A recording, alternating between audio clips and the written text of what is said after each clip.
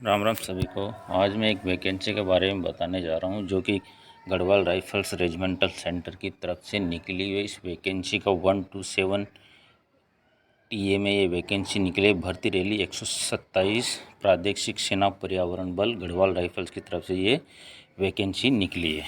अब मैं इसके बारे में आपको बताना जा रहा हूँ। जो ये वैकेंसी है भूतपूर्व सैनिकों की एवं पर्यावरण वन एवं जलवायु परिवर्तन मंत्रालय और राज्य वन विभाग के भूतपूर्व कर्मचारी पूर्णतः सेवा पूर्व सेवानिवृत्त की भर्ती है। भर्ती की रिक्तियों की अगर बात करें तो इसमें जेसीओ जीडी के लिए एक रिक्ति है, सैनिक जीडी के लिए 82 वैकेंसी है, कुक के लिए एक वैकेंसी है, कारपेंटर की एक वैकेंसी है और राज्य के अगर मूल निवासी की बात करें तो इसमें उत्तराखंड के मूल निवासी होना चाहिए। भर्ती के स्थान और तारीख के बारे में बताऊं, जसवंत सिंह ग्राउंड गढ़ी कैंट देहरादून उत्तराखंड में की जाएगी। 22 से 23 अप्रैल 2024 प्रमाण पत्रों की जांच व शारीरिक परीक्षण होगा।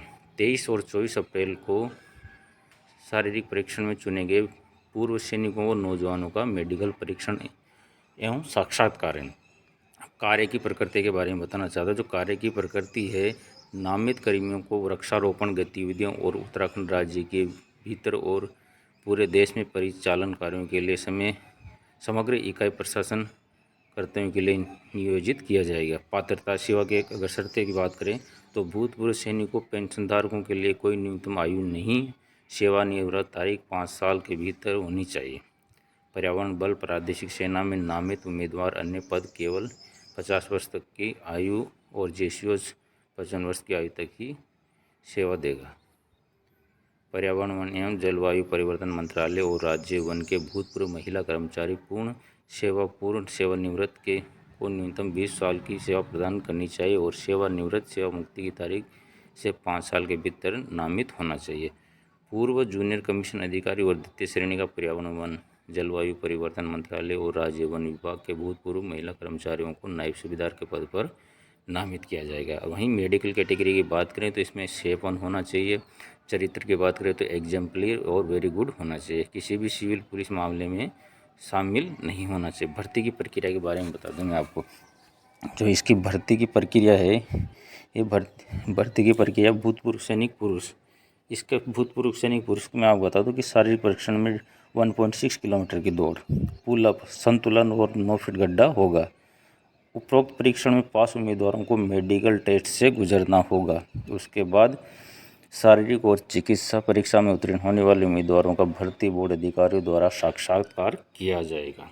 अब आपको बता दूं, पर्यावरण वन एवं जलवायु परिवर्तन मंत्रालय और राज्य वन के भूतपूर्व महिला कर्मचारी भर्ती बोर्ड अधिकारियों द्वारा साक्षात्कार, वन रोपण तथा पौधों को नर्सरी में तैयार करने की व्यवस्था का अवलोकन और चिकित्सीय मेडिकल परीक्षण करना होगा। अब वहीं मैं आपको बता दूं कि आवश्यक दस्तावेज इसमें डॉक्यूमेंट्स क्या क्या लगेंगे। भूतपूर्व सैनिक के पेंशनधारक के लिए बता दूं, डिस्चार्ज बुक की मूल प्रति होगी, सेना सामूहिक जीवन बीमा द्वारा जारी प्रमाण पत्र की मूल प्रति होगी, पेंशन भुगतान आदेश की मूल प्रति होगी, पासपोर्ट साइज की 8 फोटोग्राफ होगी, आधार कार्ड और पैन कार्ड हो गए।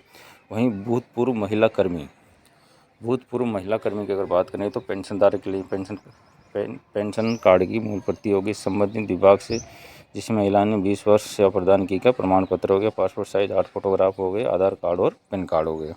अब मैं आपको कुछ महत्वपूर्ण बिंदुओं के बारे में बताने जा रहा हूँ। प्रादेशिक सेना पूर्ण रूप से स्वैच्छिक संस्थाएं जिसमें नियमित रोजगार की व्यवस्था नहीं है और लंबी अवधि के लिए एम्प्लॉयमेंट नौकरी के लिए यह संस्था कोई वादा नहीं करती। पेंशन का इस रोजगार से कोई प्रावधान नहीं है। नामांकन विशुद्ध रूप से योग्यता के आधार पर और उपलब्ध रिक्तियों के आधार पर है। प्रादेशिक सेना पर्यावरण बल में प्रदान की सेवा से योग्य नहीं होगी और कोई स्वीकार्य